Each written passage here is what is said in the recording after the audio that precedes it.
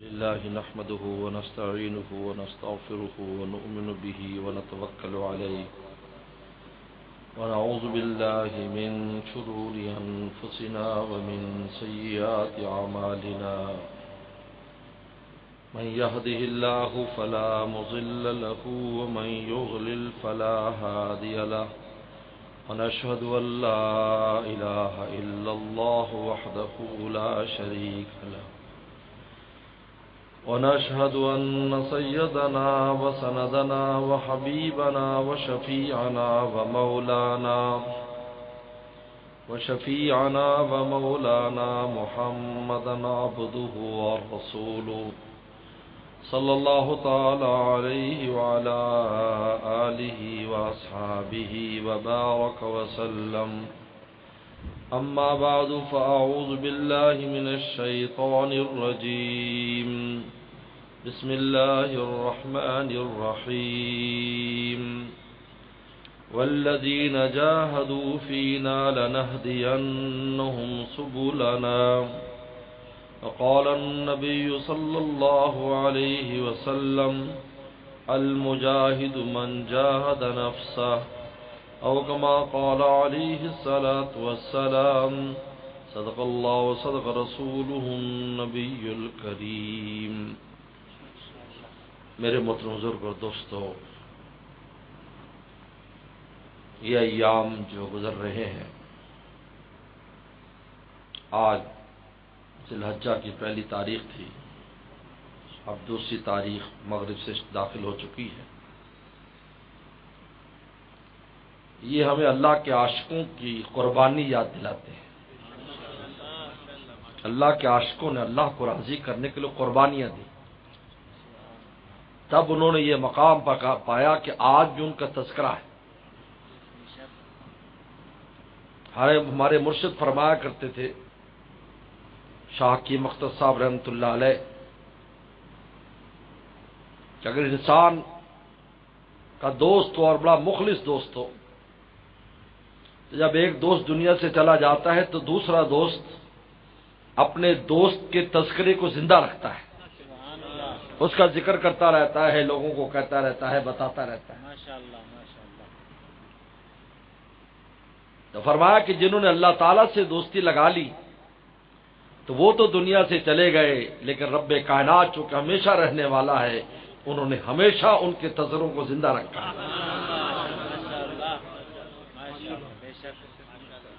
اگر کوئی چاہتا ہے کہ میرا تذکرہ قیامت تک رہے، مولا پر فدا ہو جائے. وہ تو چلا جائے گا لیکن مولا تو باقی ہے، پھر ان کے تذکروں کو زندہ رکھے گا. لہذا دیکھیں، انبیاء صلی اللہ علیہ وسلم کے تذکرے، صحابہ اکرام کے تذکرے، اولیاء اکرام کے تذکرے، ایسے لگتا ہے کل کی بات ہے. سینکڑوں سال، ہزاروں سال گزر چکے ہیں، لیکن اللہ نے ان کے تذکروں کو انسانوں میں باقی رکھا ہے. حضرت ابراہیم صلی اللہ علیہ وسلم نے چونکہ بڑی قربانیاں دی، اپنی جان سے لے کر اور مال سے لے کر اولاد تک قربانی دے دی، سب کچھ قربان کر دیا. تب اللہ نے فرمایا واتخذ اللہ ابراہیم خلیلا، ہم نے ابراہیم کو اپنا خلیل بنا لیا. خلت کہتے ہیں دل کی یاری، دل کی یاری کا نام خلت ہے. خلیل وہ ہوتا ہے جو دل کا یار ہو. واتخذ اللہ ابراہیم خلیلا، آپ علیہ السلام نے خود فرمایا لو کنت متخذا خلیلا لاتخذت ابا بکر خلیلا، اگر میں کسی کو خلیل بناتا تو ابو بکر کو بناتا، لیکن ابو بکر میرا ساتھی ہے، میرا صحابی ہے، کیونکہ رسول فرمایا میرا خلیل بھی میرا مولا ہے. اس لیے ہمارے مرشد فرماتے تھے اس حدیث کے تحت المرء علی دین خلیلہ، آدمی اپنے خلیل کے دین پر ہوتا ہے.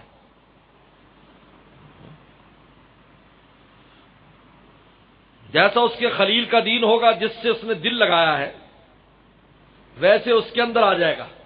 تو میرے شیخ فرماتے تھے اگر اللہ والوں کے ساتھ دل کی یاری کر لیں تو اللہ والوں کا نور، ان کے قلب کا نور، ان کے اعمال یہاں تک کہ ان کا علم بھی منتقل ہو جاتا ہے،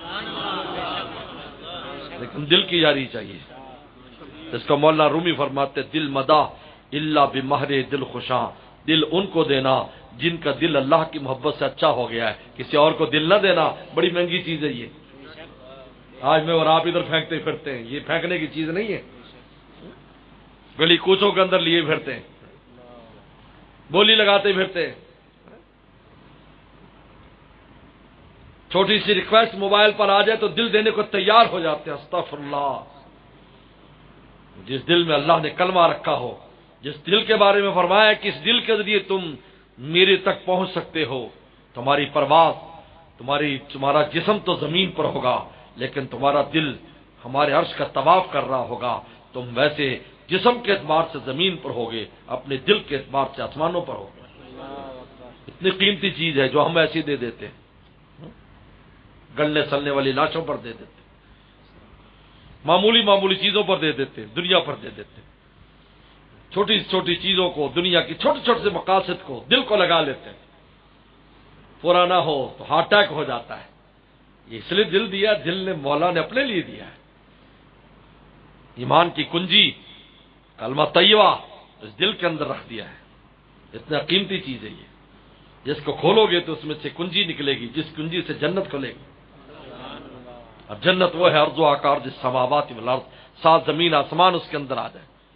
حدیث شریف میں آتا ہے کہ ادنا سے ادنا جنتی کو دنیا سے 10 گنا بڑی جنت دی جائے گی. ادنا سے ادنا جنت 10 گنا بڑی، اور دنیا کی معمولی سی چیز پر، وہ بھی فنا ہونے والی، جس کو کوئی حیثیت نہیں.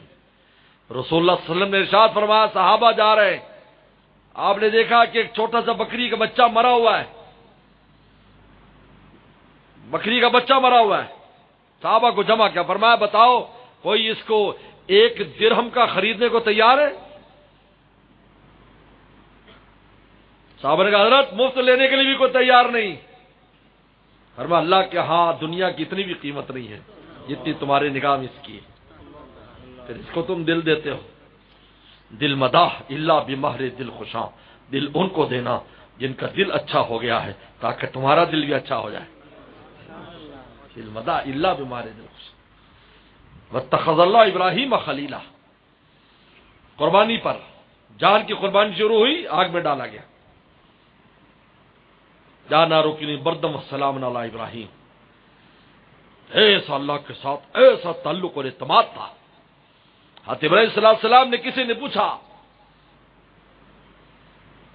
کہ اے خلیل اللہ، آپ پر جب آزمائش آئی اتنی سخت کہ آگ میں ڈالا جا رہا، اور آگ بھی ایسی کہ 1 میل اوپر سے کوئی پرندہ گزرتا تھا جل کے بیچ میں گر جاتا تھا، اس کی تپش اتنی اونچی تک جاتی تھی. میں نے وہ مقام دیکھا ہے، عراق کی سرحد پر وہ مقام ہے، ترکیہ میں. شان عرف اور جگہ کا نام ہے، آج بھی وہ جگہ موجود ہے، اور وہاں چشمہ نکلا ہوا ہے، اور وہاں کا پانی بھی عجیب شفا رکھتا ہے. لوگ وہاں تبرک میں پانی لے جاتے ہیں کیونکہ اللہ تعالیٰ نے وہاں سے پھر چشمے جاری کر دی. نمرود نے آگ جلائی، اللہ نے چشمے جاری کر دی. آج بھی منظر دیکھنے والا ہے، آج بھی منجنیق موجود ہے وہاں پر. پتہ چلتا ہے کتنی اونچائی سے کیسے گرایا گیا، وہاں جا کر حقیقت سامنے آتی ہے. سب سے سخت وقت آپ پر کون سا تھا؟ آگ پر ڈالا جا رہا ہے. کہا نہیں، اس سے زیادہ آزمائش اور تھی. وہ کیا تھی کہ جب منجنیق نے مجھے اچھالا اور میں اوپر جا کر ایسے نیچے آنے لگا تو جبرائیل السلام آ گئے. جبرائیل السلام نے کہا کہ ابراہیم پکڑوں، آگے نہیں، ہٹ جا بیچ میں سے. انہوں نے کہا اللہ کو جا کے بتا دوں کہ تیرے خلیل کو آگ میں ڈالا جا رہا ہے. کہا کہ اللہ کو میری اس حالت کے علم ہے؟ علم ہے. کہا علم ہوں بحالی مستغنین عن سوالی، جب اس کو علم ہے تو مجھے سوال کی ضرورت نہیں. علم ہوں بحالی مستغنین عن سوالی. کہا یہ جو وقت تھا جب جبریل نے آ کر کہا کہ میں مولا کو بتا دوں، بتاؤ، بظاہر اس میں کوئی قباحت نظر نہیں آتی، لیکن اللہ کے ساتھ تعلق لگانے والے اپنے اور مولا کے درمیان کسی کو برداشت نہیں.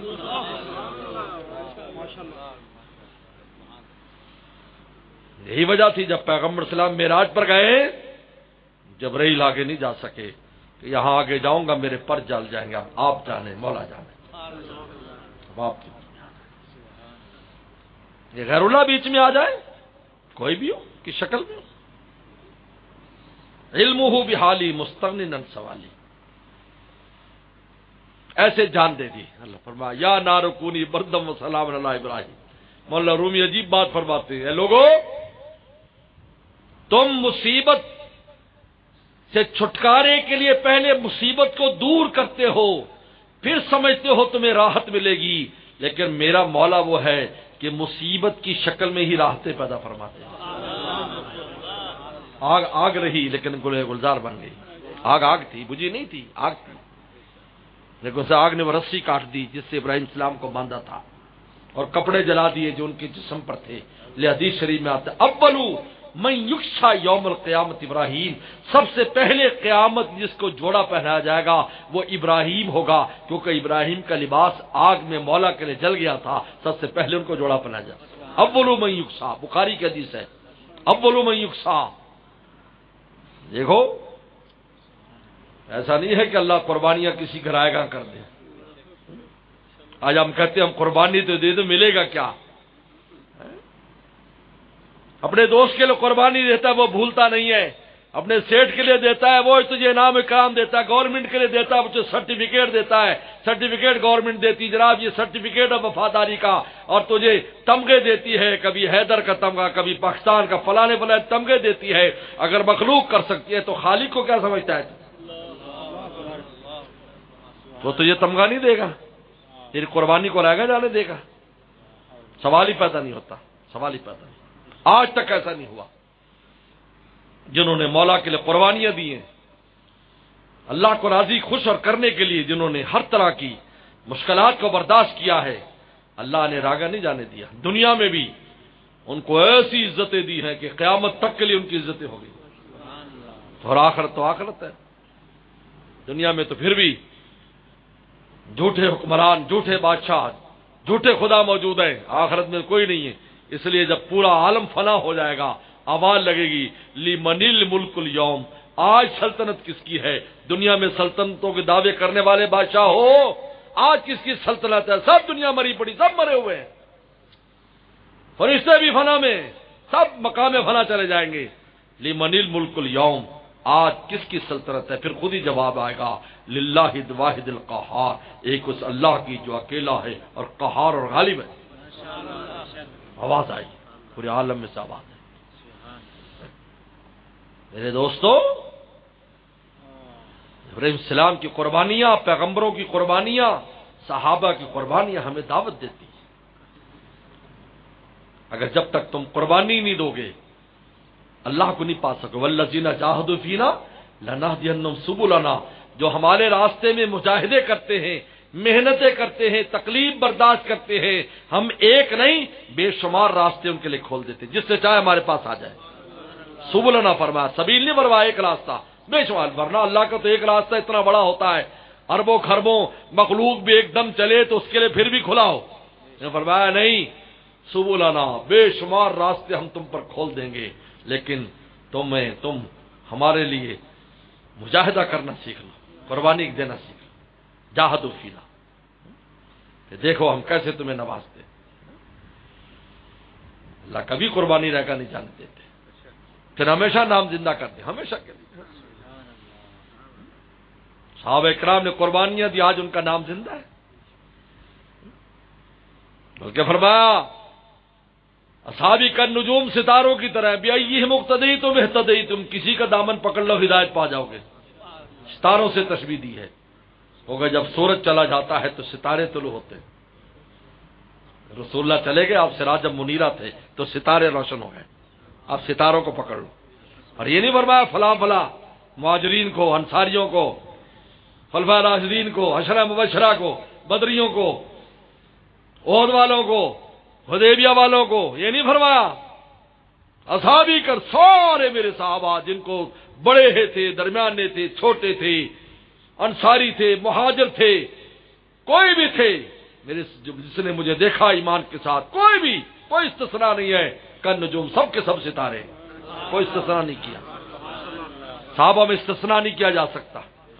یہ حدیث خود دلیل اس بات کی کہ سارے کے صحابہ تو کل معدول، سارے کے صحابہ عادل ہیں، کیونکہ صحابی کا نجوم میں رسول اللہ صلی اللہ علیہ وسلم نے کوئی استثناء نہیں کیا کہ فلاں فلاں صحابی ستارہ ہے، پر میں جو بھی میرا صحابی ہے جس نے مجھے ایمان کے ساتھ دیکھا وہ ستارہ ہے، اس ستارے کے دامن کو پکڑ لو تو مجھ تک پہنچ جاؤ گے۔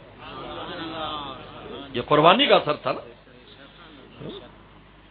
اس لیے میرے مرشد ایک بار مدینہ شریف حاضری ہوئی، رات کو 12 بجے تقریباً مرشد سو رہے تھے، اٹھایا سب کو، اٹھاؤ اٹھو، اللہ والے تو تربیت کرتے ہیں، اٹھو چلو سب میرے ساتھ، سید الشہداء چلیں، سید الشہداء لے گئے، رات کو 12-1 بجے سناٹا، سب سو رہے ہیں کیونکہ حاجی تھکا ہوتا ہے، عشاء کے فوراً بعد سو جاتا ہے، رات 3 بجے اس کو دوبارہ اٹھ کے مسجد نبوی میں تہجد کے لیے جانا ہوتا ہے، حاجی کا روٹین ایسا ہوتا ہے، اٹھو چلو، اللہ والوں کا اپنا نظام ہوتا ہے، تربیت اسی کا نام۔ وہاں لے گئے، پہلے سلام پیش کیا، اصال ثواب کیا،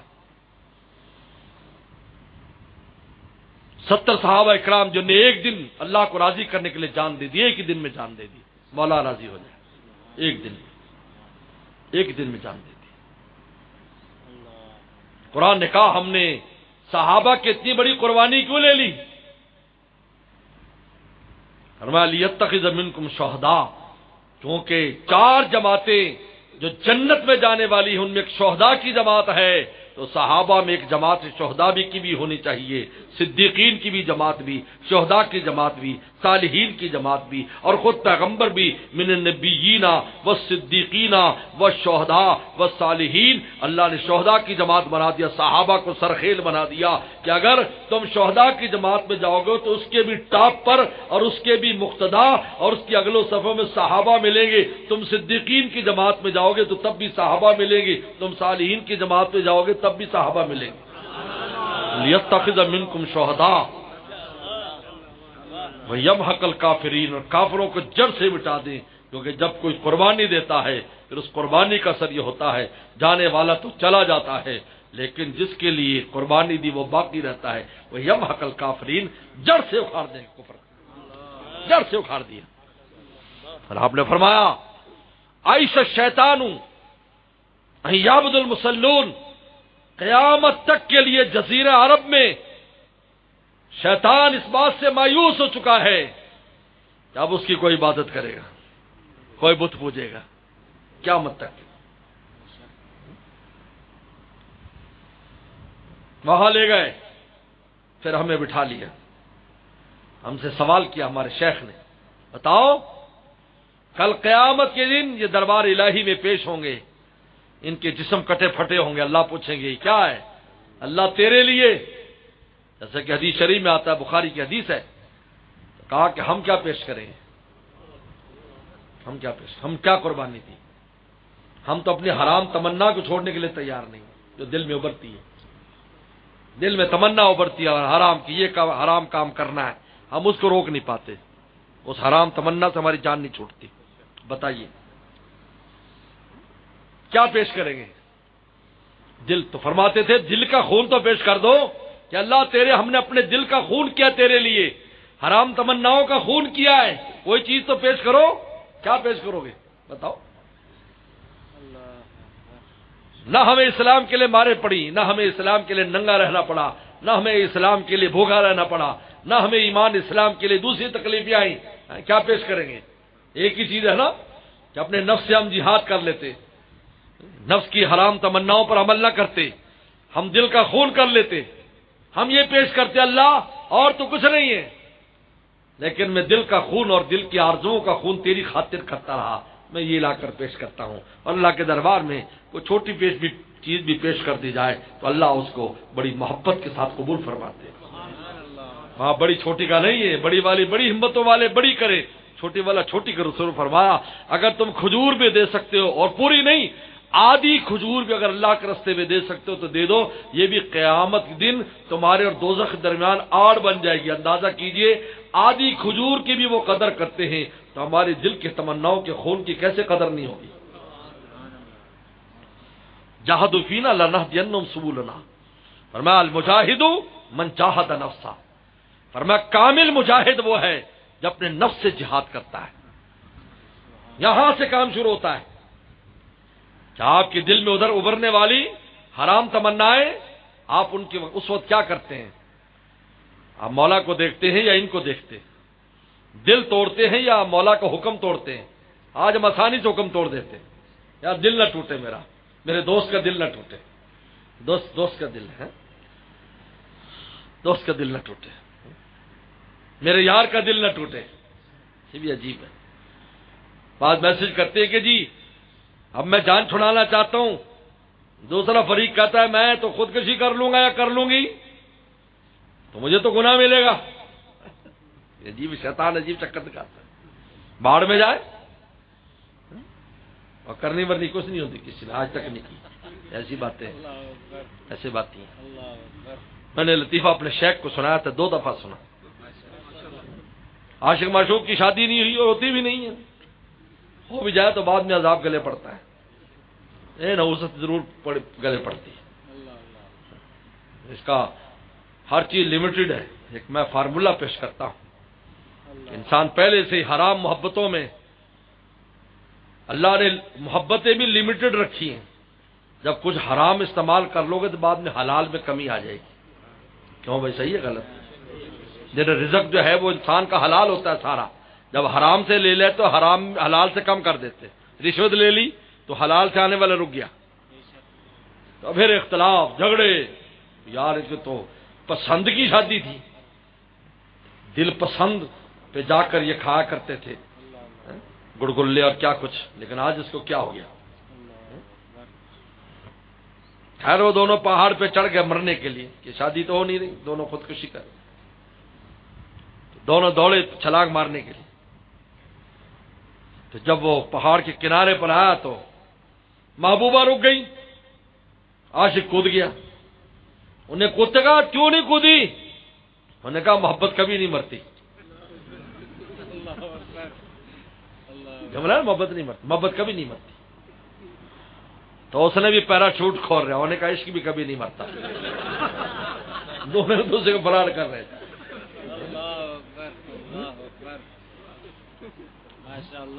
جو اپنے مولا کے ساتھ وفا نہیں کرتا تیرے ساتھ وفا کرے گا؟ یاد رکھ، مولا کے ساتھ جس نے وفا نہیں کی، جو مولا کو ناراض کرتا ہے، آپ سمجھو گے آپ سے وفا کرے گا؟ بال بال جس کی نعمتوں کا محتاج ہے اس کے ساتھ کوئی جو وفا نہیں کرتا، وہ آپ کے ساتھ کیسے وفا کرے گا؟ اس لیے ہوا معکم اینما کنتم، اگر تو چاہتا ہے مولا کا ہو جا، کیونکہ مولا ہی کی ذات ہے جو ہر حال میں تیرا خیال رکھنے والی، تجھ سے محبت کرنے والی، تیرے ساتھ ہے۔ جا ان کے غلام ہے، دل مدا اللہ بیمارے دل خوشا، دل اس کو دے جن کا دل اچھا ہو گیا ہو، ادھر ادھر دل نہ دو، بہت قیمتی چیز ہے، خدا تک پہنچانے والی۔ لیکن نفس کے چکر سے کیسے نکلیں گے؟ مولانا رومی نے عجیب نصیحت کی ہے، ہیم پر کہا کہ نفس کے پروں سے مت اڑنا، اگر نفس کے پروں سے اڑے گا تو نفس تجھے گندگی میں لے کے جائے گا، کیونکہ امارۃ بالسوء، آدمی میں نفس کے ذریعے اڑتا ہے، پرواز کی کوشش کرتا ہے، نفس تو گد ہے، تجھے مردار پر لے کے جائے گا۔ ہیم پر مت اڑ نفس کے پر سے، اللہ کے بپر ہائے شیخ، اگر اڑنا ہے مرشد کے پروں کے ساتھ اڑ، اڑ رہے ان کے ساتھ اڑ، ان کے پروں کے ساتھ، ان کے ساتھ لگ، اپنے نفس کے پروں سے نہ اٹھ، نیکی کے راستے میں لا کر بھی تجھے مردار تک لے کر جائے گا۔ آج میں ایک بات پر غور کر رہا تھا بہت، کہ جو فاسق فاجر ہیں وہ نفس کے گناہوں میں مبتلا ہے، اور جو عبادت گزار ہے وہ شیطان کے گناہوں میں مبتلا ہے، کہ جس طرح شیطان عابد تھا لیکن کبر کی وجہ سے مارا گیا، تھوڑی سی عبادت کی توفیق ہو جاتی ہے، دل میں کبر اور دنیا کو حقیر سمجھنا شروع کر دیتا ہے، وہ وہاں سے مارتا ہے اس کو۔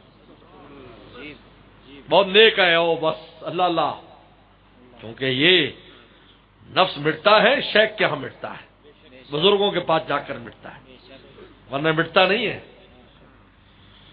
نقشے بتا مٹایا دکھایا جمال حق. خواجہ مجوزہ فرماتے ہیں نقشے بتا مٹایا دکھایا جمال حق، آنکھوں کو میری آنکھیں دل کو میری دل بنا دیا. یہ نفس مٹتا نہیں ہے. جتنا آدمی نیک ہوتا جائے گا علم بڑھتا جائے گا، عالم ہوتا ہے اور اس کے اور اونچا ہو جاتا ہے. پھر شیطان آتا ہے، وہ نفس سے نکل بھی جائے، نفس کے کھیل نہ کھیلے تو شیطان کھیل کھلاتا ہے، کبر پیدا کرتا ہے، عجب پیدا کرتا ہے، بڑائی پیدا کرتا ہے، لوگوں کو حقیر گردانتا ہے، حقیر سمجھتا ہے لوگوں کو. کوئی فاسق فاجر آ کر اس سے مشورہ کر لے، ایسے اس کو ڈانٹے گا جھاڑے گا کہ جیسے وہ جنت دوزخ کا یا جنت کا داروغہ ہے کہ اس کے بغیر جنت میں نہیں جا سکتا. شیطان یہاں سے آج میں بہت اس پر فکر کیا کہ شیطان عبادت گزار تھا نا، ہزاروں سال عبادت کی، ہزاروں سال، لیکن ایک امتحان اللہ نے لیا. اس پہلے امتحان میں فیل ہو گیا. ایک امتحان لیا، یہ امتحان تھا کہ سجدہ کر.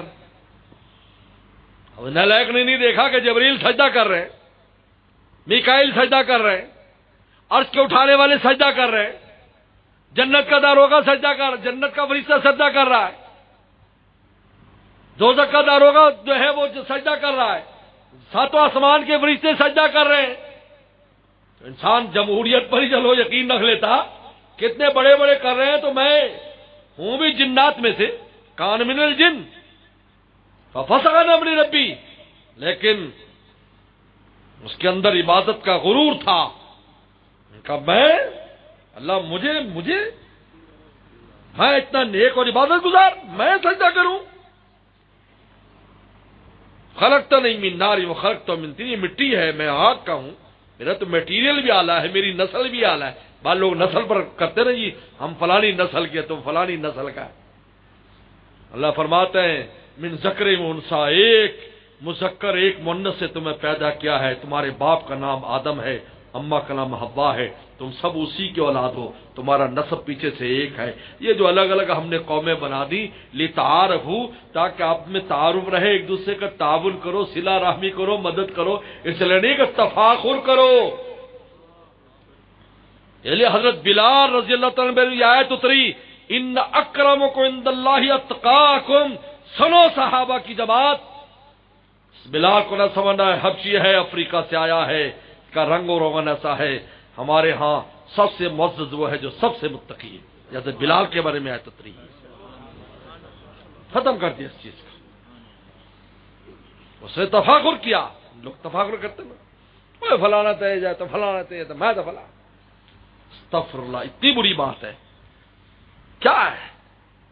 اور رومی نے فرمایا کہ قبر میں قاچاقی، ترکی، رومی، حبشی 4 مردے دفن کیے گئے جن کا رنگ اور روغن جسامت الگ تھی. کچھ عرصے بعد قبر اکھاڑی گئی، سب ایک جیسے نظر آ رہے تھے. فرق مشکل تھا، اوپر کا میٹیریل اتر گیا، اندر ایک ہی تھا، کھڑی ایک ہی طرح کی تھی، کیا کوئی فرق نہیں تھا. یہ تو اللہ نے مٹیریل بنایا، کالا بنایا، گورا بنایا، خوبصورت بنایا، کم صورت بنایا. یہ سب آزمائش ہے، آزمائشوں کے لیے، کسی کو شکر، کسی کو صبر. یہ شکر صبر کا معاملہ ہے اسی اللہ تعالیٰ سے ممکن تیری راہ سے گزرنا، کبھی دل پہ صبر کرنا، کبھی دل سے شکر کرنا. مالدار بنایا، غریب بنایا، تاکہ مالدار شکر ادا کرتا ہے کہ نہیں، غریب ہے صبر کرتا ہے کہ نہیں. لیکن آخرت کا فیصلہ اس پر ہے ہی نہیں، بالکل نہیں. نہ رنگ و روغن پر ہے، نہ قومیت پر ہے، نہ آپ کے دنیاوی سٹیٹس پر ہے، بلکہ اس پر ہے کہ تو مولا کا کتنا تھا، دنیا میں رہ کر تو نے یہ دل خدا کو کتنا دیا تھا، اس پر تیرا فیصلہ ہے. پھر نہیں دیکھیں گے تو کون ہے، کالا گورا کچھ نہیں. ان اکرمکم عند اللہ اتقاکم، تقوی بنیاد بنا دی. ہمیں کس نے راضی کیا ہے؟ تو شیطان نے کہا میں نسلن بھی اونچا ہوں، نسلن میری نسل اونچی ہے. یہ بابا مٹی کا بابا آدم ہے، مٹی سے بنایا ہے، ہمارے سامنے گارا بنایا اور اس میں سے بنایا. میں آگ سے پیدا ہوں، میں فیل ہو گیا اس عبادت کے غرور نے. یہ ایسی چیز، ایسی خطرناک چیز ہے علم اور عبادت، یعنی زاہد کو عبادت اور عالم کو علم، وہ سمجھتا ہے کہ بس میں بہت اونچا ہو گیا، مٹنا مشکل ہے، مٹے گا نہیں، بنے گا نہیں، مٹے گا نہیں، بنے گا نہیں۔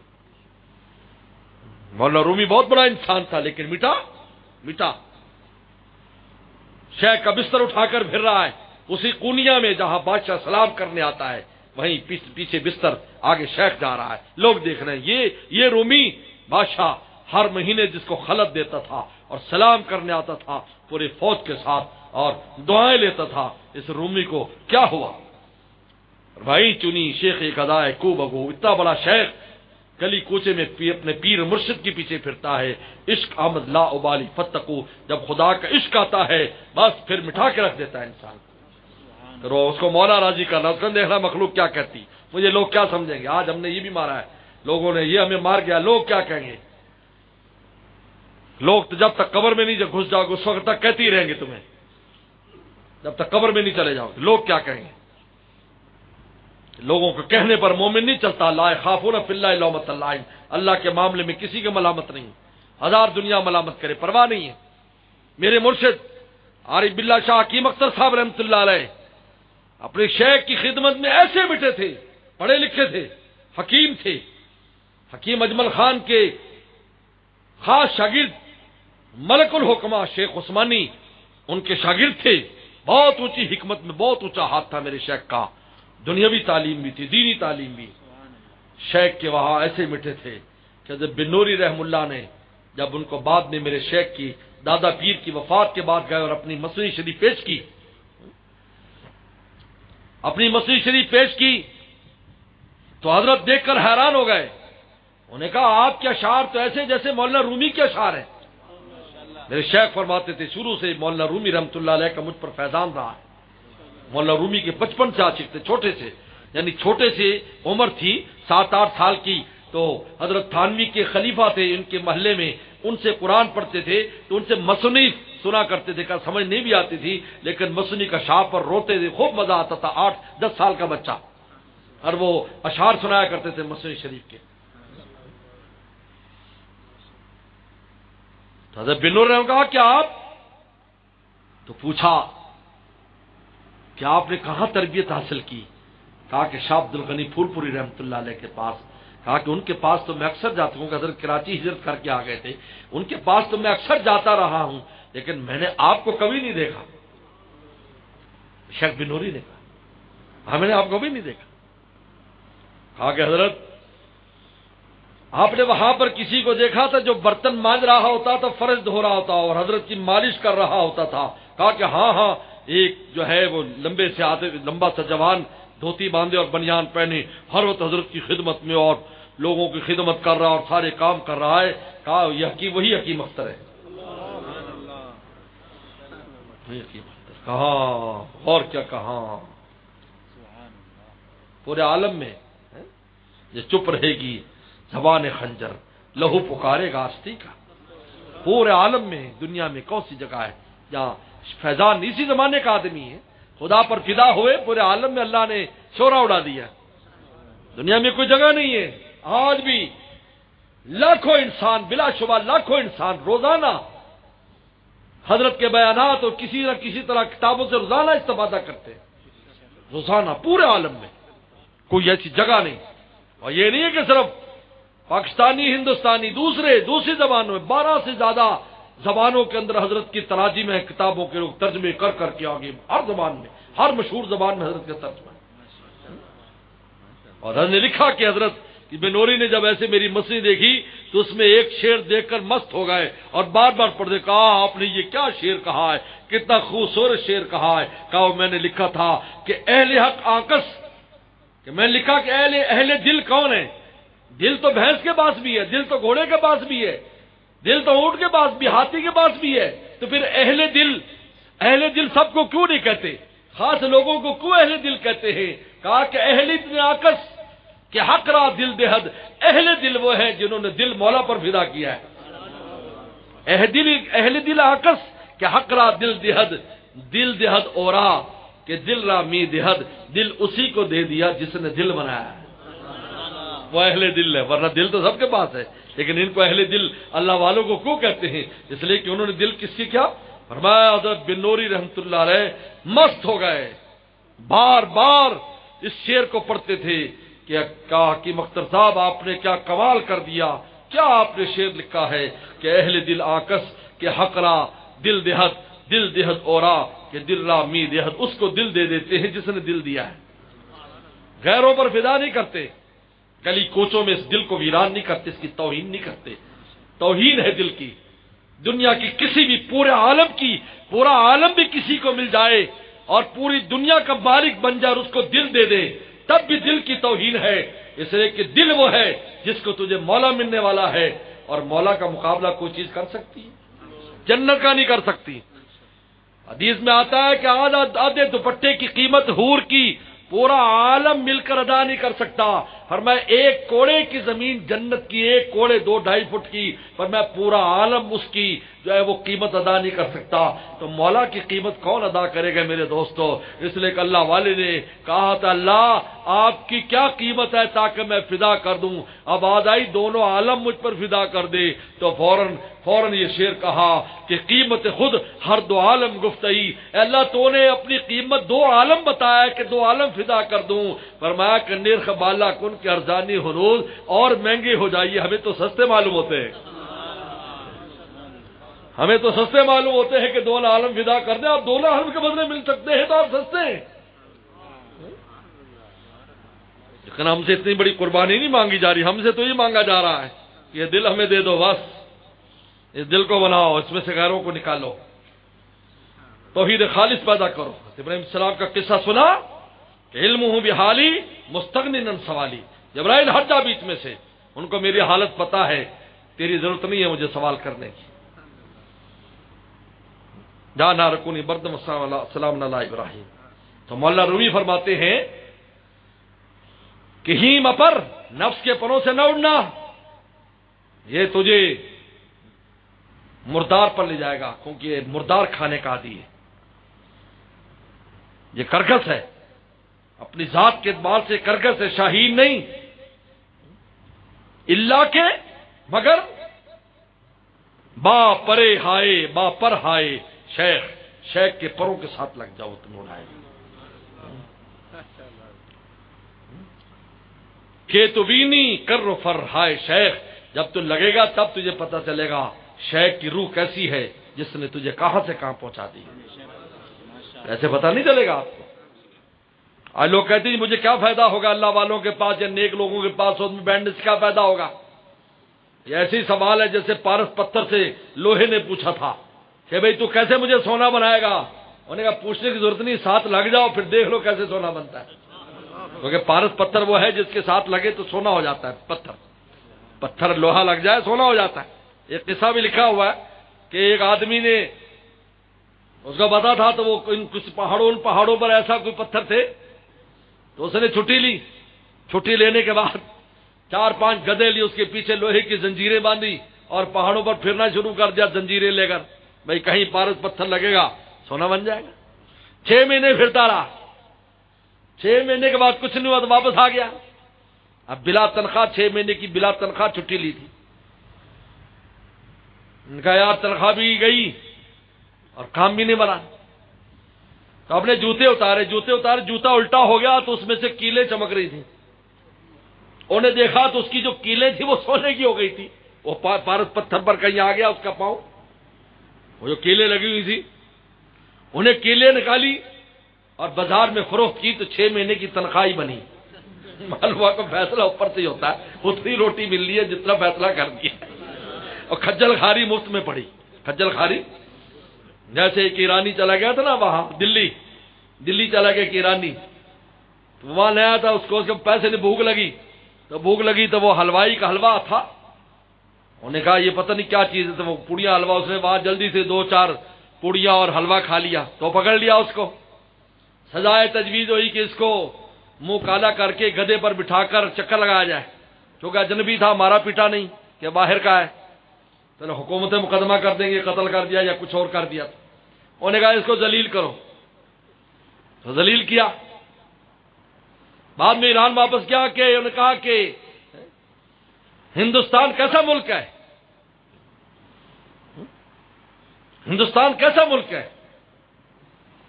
بڑا اچھا ملک ہے کہ گدا مفت، ڈم ڈم مفت، منہ کا کالونا مفت، حلوہ مفت۔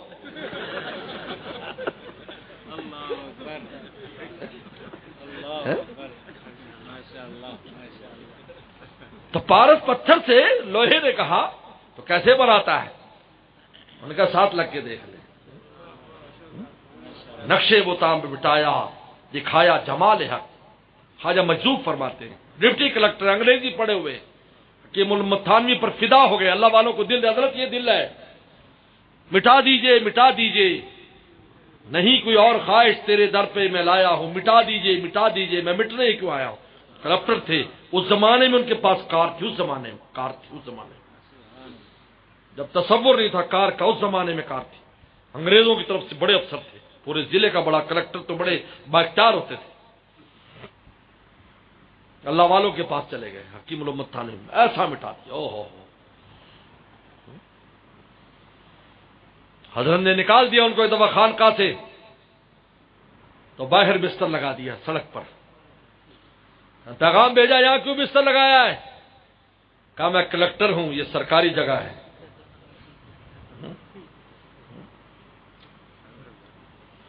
میں کلکٹر ہوں، یہ سرکاری جگہ ہے، میں سرکاری جگہ پر میں بستر لگایا، آپ سے تو خانقاہ سے تو باہر آ گیا۔ حکومت اپنی اپنی ہے، کہیں تیری کہیں میری۔ یہ اللہ نے کیا مقام، شیخ العلماء بنے۔ مفتی شفیع صاحب رحم اللہ ان کی خدمت میں بیٹھتے تھے، مولانا شاہ رولق صاحب ان کی خدمت میں بیٹھتے تھے، بڑے بڑے علماء ان کی خدمت میں بیٹھتے تھے۔ اللہ نے ان کی زبان سے ایسی معرفت کی۔ یہ نقشے بتا مٹایا، شیخ کو کہہ رہے ہیں تھانوی کو، نقشے بتا مٹایا دکھایا جمال حق، آنکھوں کو میری آنکھیں دل کو میرے دل بنا دیا، آہن کو سوز دل سے کیا نرم آپ نے، یہ پتھر کی طرح لوہے کی طرح میرا دل تھا، آپ نے اپنی گرم صحبت سے اس کو نرم کر دیا۔ آہن کو سوز دل سے کیا نرم آپ نے، نرم کر دیا۔ نا آشنا کو آپ نے، نا آشنائے درد دل کو بسمل بنا دیا، اور خدا کی یاد میں تڑپتا ہے، ہر وقت خدا کی یاد میں تڑپتا رہتا ہے۔ میرے دوستو، اس تڑپنے سے آپ کے دنیا کا کام بند نہیں ہوں گے، خود چلیں گے، خود چلیں گے دنیا، خود چلیں گے دنیا کا کام۔ کیا سمجھتے ہیں آپ سمجھتے کہ ہم اس کو پکڑ کے رکھیں گے دنیا چلے گی نہیں؟ بھائی دنیا تم سورج کو پکڑ لو نا، سورج پکڑ سکتے ہو؟ دن گزر جاتا ہے، رات آ جاتی ہے، بڈھا کر دیا اس نے دن رات نے ہمیں، رات دن کے چکر نے، اس لیے جنت نے میں اللہ نے سورج نہیں رکھا کیونکہ رات دن نہیں ہوگا، جوان ہی جوان رہے گا، کیونکہ رات دن نہ سال بنے گے نہ مہینے بنے گے، نہ عمر ہوگی جی 5 سال کا ہو گیا، 20 سال کا ہو گیا، 30 سال کا، 40 سال، کتنی عمر ہے، کتنی عمر ہے، وہاں عمر کا ہے ہی نہیں، کیونکہ رات دن ہے ہی نہیں، لہذا ہمیشہ جوان ہے۔ یہ سورج بناتا ہے، بڈھا جوان کرتا ہے سورج۔ ناشنائے درد دل کو بسمل بنا دیا، جاتا ہے تیرے در سے مجذوب دامن بھرے ہوئے، جاتا ہے تیرے در سے مجذوب دامن بھرے ہوئے، شکر ہے حق کا کہ تیرا سائل بنا دیا، اللہ والوں کے پاس ہم پہنچا دیا۔ اس لیے میرے دوستو، خود بھی مجاہدہ کرو، خود مجاہدہ کرنا ہوگا، نفس کے خلاف مجاہدہ کرو، اس کی نہ مانو، ہمت سے کام لو، اللہ والوں کے قریب رہو، صحبتوں میں رہو، پھر دیکھو کیسے آپ میں ہمتیں پیدا ہوتی، ہمت بھی آئے گی، خود بھی ہمت کرنی ہوگی، پھر ہمت لینی ہوگی۔ دیکھو کوئی کسی کو سہارا لگائے گا تبھی کہ وہ خود بھی کچھ نہ چاہے گا، اگر وہ بالکل مردہ ہو جائے تو کیسے نکلے گا؟ بولو، گٹر میں کوئی گر جائے اور کہا کہ جناب تو بھی ہمت کا، تو تب آپ ہاتھ سے کھینچو گے نا، اگر وہ مردے کی طرح پڑ جائے تو مردے کا تو وزن ہی بہت ہو جاتا ہے، اٹھانا بھی مشکل ہے۔ حضرت تھانوی رحمہ اللہ نے کسی نے کہا کہ حضرت یہودی رات دن کوشش کرتے ہیں یہودیت پھیلانے کی، عیسائی رات دن کوشش کرتے ہیں عیسائیت پھیلانے کی، ہندو رات دن کوشش کرتے ہیں ہندوازم پھیلانے کی، لیکن کوئی مذہب نہیں پھیلتا، اور اسلام کی تو حکومتیں کوشش ہی نہیں کرتی، بس یہ ملا لوگ دیندار چند لوگ لگے رہتے ہیں، پھر بھی اسلام رات دن پھیلتا چلا جاتا ہے۔ اس کی کیا وجہ ہے؟ وہاں حکومتیں شامل ہیں، امریکہ سے لے کر اور آسٹریلیا تک ساری مشنریاں شامل ہیں کہ سب دنیا کو عیسائی بنا دو، لیکن پھر بھی نہیں بنتے۔ اگر کوئی 4 دن بن جائے تو پھر واپس بھاگ جاتے ہیں۔ لیکن اسلام میں کوئی چند لوگ محنت کر رہے ہیں اور پھر مسلمان ہو رہے ہیں۔ اس کی وجہ کیا ہے؟ بڑی پیاری بات کی، کہا کہ ان کے دین مردہ ہیں، مردے کو کھڑا کرنے کے لیے 6-7 آدمی چاہیے، جہاں سے ڈھیلا ہوگا تو گر پڑے گا۔ اور اسلام اگرچہ بڈھا ہو گیا لیکن زندہ مذہب ہے، بڈھے کو تھوڑا سہارا لگاؤ تو کھڑے ہو کے چلنے لگ جاتا ہے۔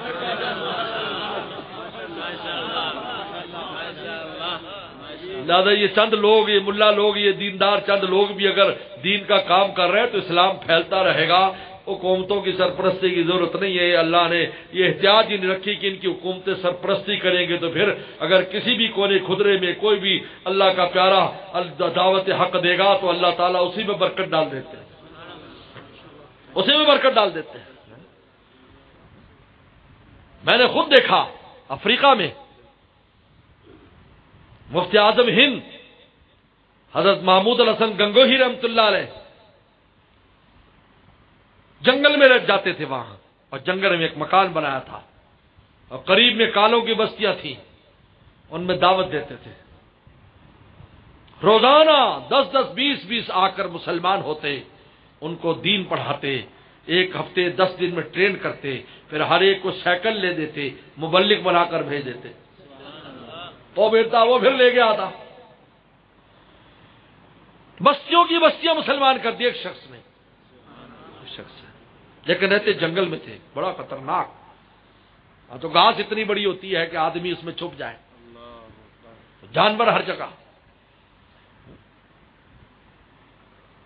سپیٹنگ کوبرا افریقہ، ساؤتھ افریقہ کے مشہور، کھڑے ہو کر جو دور سے زہر پھینکتا ہے، یعنی 20 فٹ سے اس کا زہر آتا ہے، انسان کی آنکھوں میں لگتا ہے انسان اندھا ہو جاتا ہے، ایک لمحے میں اتنی اس کا نشانہ ہے، اتنا۔ آج اس کا علاج ہوتا ہے فوراً بکری کا دودھ آنکھوں میں ڈالا جائے تو پھر اس سے بچ جاتا ہے، ورنہ نہیں۔ وہ افریقوں کو پتہ ہے۔ ہمارے بہت سے ایسے لوگ جو یہاں سے گئے تو ان کی آنکھیں ضائع ہو گئی۔ تو مجھے خود ایک مولانا صاحب ملے، وہ بڑی مشکل سے دیکھتے تھے، انہوں نے کہا میں نیا نیا آیا تو میری آنکھ میں اس نے مارا، میں کہتا پورے آدمی کے قد جتنا کھڑے ہو کر ایسا نشانے سے مارا، زہر پینے سیدھا میری آنکھ کو، میں نے ایسے دیکھا تو سیدھا ہے۔ ایسے خطرناک چیزیں ملتی ہیں وہاں پر۔ جاتے ہیں تو کہتے ہوشیار رہنا، لیکن اللہ کا شکر ہے جاتے ہیں، ہمیں تو مزہ آتا ہے، اللہ کی محبت کی بات کرتے ہیں۔ جہاں جاتے ہیں تیرا فسانہ چھیڑ دیتے ہیں، کوئی محفل ہو تیرا رنگ محفل دیکھ لیتے ہیں، اللہ کا شکر ہے۔ ہزاروں میل کا سفر کیا ہے، اللہ کا شکر ہے، بائی روڈ۔ تو حضرت ایسی جگہ، حضرت کا انتقال بھی وہیں ہوا، افریقہ میں مسافرت میں انتقال ہوا۔ عجیب ہے، مسافرت میں انتقال، ایسے اللہ کا عجیب عاشق لوگ۔ انتقال ہوا تو فرمایا کہ میری جیب میں میرے کفن کے پیسے ہیں، میرا کفن اسی سے بنانا، اور فرمایا میری ملکیت میں کوئی چیز نہیں، میں نے ساری چیزیں راہ مولا میں تقسیم کر دی، میری ملکیت میں کوئی چیز نہیں، یہ پیسے ہیں جو میری جیب میں میرے کفن کے لیے۔ اسی زمانے کے لوگ ہیں، کوئی پرانے لوگ نہیں ہیں۔ ہم سمجھتے پرانے کو کہنا نہیں مولانا صاحب آج اس زمانے میں بڑا مشکل ہے، وہ اسی زمانے کے لوگ ہیں بھائی، پرانے نہیں، اسی زمانے کے لوگ ہیں۔ تو خیر ان کی قبر پر بھی حاضری کا موقع ملا۔ پھر میں نے دوست سے کہا کہ حضرت کا یار وہ جگہ دیکھنی ہے، اس کی بڑی شہرت، بہت لوگ، ہزاروں لوگ مسلمان ہوئے وہاں، حضرت ٹھکانا جنگل میں، کیا حضرت وہ جنگل میں؟ میں کہا خیر ہے یار، جنگل میں ہم بھی منگل کریں گے، کہ فکر کی کیا ضرورت ہے، چلو چلو۔ ویسے تو افریقہ گیا تھا نا، میں جب پہلا سفر افریقہ کا کیا تو میں نے ایک لطیفہ پڑھا جہاز میں، دبئی سے جہاز میں، تو اخبار لے لیا، اس میں لطیفہ لکھا تھا کہ ایک پادری گیا افریقیوں کو تبلیغ کرنے، انگریز تھا، گورا چٹا موٹا تازہ، ڈبل روٹی کھاتا تھا، ڈبل روٹی والا تو کیسا ہوتا ہے، نرم نرم ہوتا ہے، اس لیے تو آئے تھے، تو ہمارے محلے میں آئے تھے، ہمارے ساتھ والے محلے میں آئے تھے تو کھا پی گئے، ہڈیاں چبانے والے اور سکی روٹی کھانے والے ڈبل روٹی کھا گئے، ختم، جو بچ گئے بھاگ گئے۔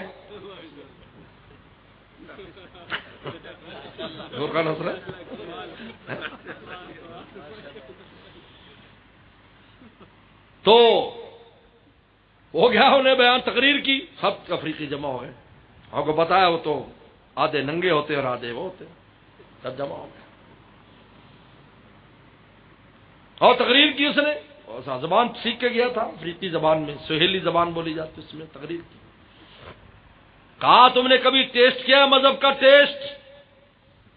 تو ایک کالا بولا ہاں کیا ہے ٹیسٹ، بہت بہت ٹیسٹی ہوتا ہے مذہب، very tasty, religion is very tasty, بہت ٹیسٹی.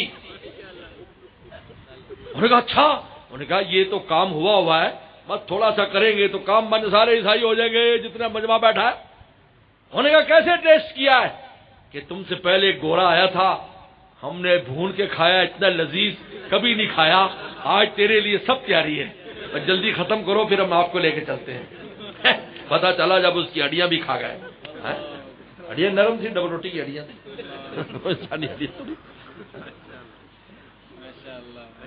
تو میں نے کہا یار جانا ہے وہاں پر. نہیں وہ حضرت رہتے تھے یار، ہم بھی جائیں گے. خیر وہ بڑے جنگل میں گئے، وہاں پہنچ گئے تو ماشاءاللہ وہاں کالے ہی جو مسلمان تھے وہ انتظام میں تھے. تو میں جب وہاں گیا تو وہاں انہوں نے وہی سائیکل والے جو مبلغ تھے وہ 3 نوجوانوں کو لے کر آئے تھے. انہوں نے کہا کہ یہ ان کو مسلمان کرنا ہے. حضرت کی تو بات ہو گئی چند دن پہلے فوت ہوئے تھے.